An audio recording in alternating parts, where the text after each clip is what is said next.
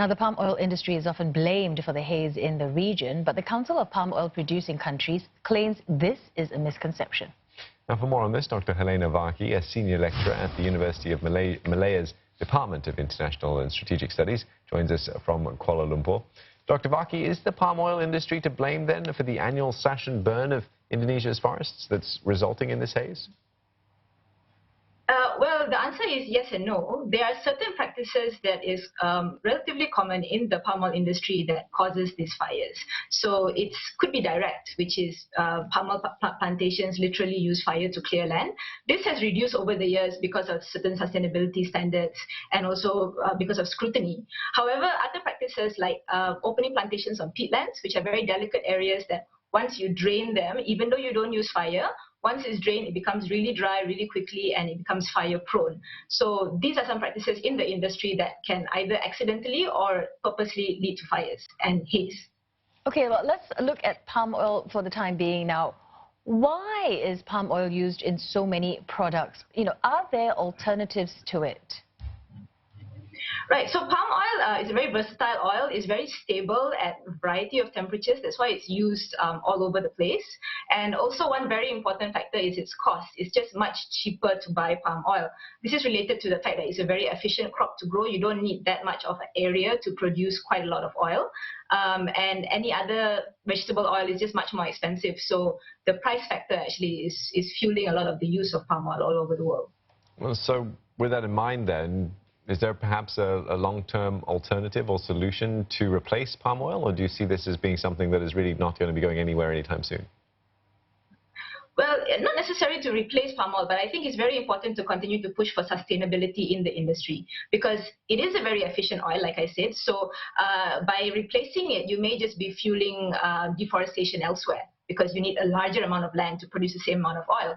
But I think it's very important for us to continue to push for sustainability, to make plantations and big companies more responsible for what's happening on the ground in their plantations, and to make sure that they follow the proper SOPs and hopefully just avoid peatlands in general, which we know is not a good idea. And I think that's the way to go. Well, you mentioned that about SOPs because Indonesian authorities, they've imposed hefty penalties to deter slash and burn techniques to clear land. But why hasn't this been effective?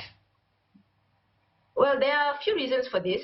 Number one is it's really quite hard to catch them on this law because you actually have to be physically caught burning. Second one is, most of this particular law, it actually allows for executives to get caught and put into jail. So the larger company usually just does not really get involved. And even if it goes all the way up to the larger company, they get fines, and the fines are not very large, so it's not that damaging actually. And the other reason is a lot of the times, even if a company is suspected or a particular plantation is suspected for involving in fire, it is very rare that these cases get brought all the way to the court, and it's even rare for a guilty verdict to be put out. So only a very small minority of these companies actually get fined or get put into jail. And one last question for you. What needs to be done then to stop these land clearance methods? Like I said, it's all about the pressure of sustainability and also to avoid peatland, because if you don't use peatlands, the other types of lands are not as flammable. So as long as you don't use fire to clear your land, you're pretty much safe. So I think the trend now actually is to move towards alternative lands. So for example, Indonesia has declared a permanent moratorium on all peatlands. So I think this is a step in the right direction. But of course, we have to see the impact of this in the long term, because obviously Indonesia being so large and being so decentralized, there's a problem of implementation. However, I think this is the continued push all over the world, like what we are seeing with the EU now, to push for sustainability. Even that has some pros and cons, but pushing for sustainability is the way to go. All right, many thanks for your thoughts this evening, Dr. Helena Varkkey from the University of Malaya.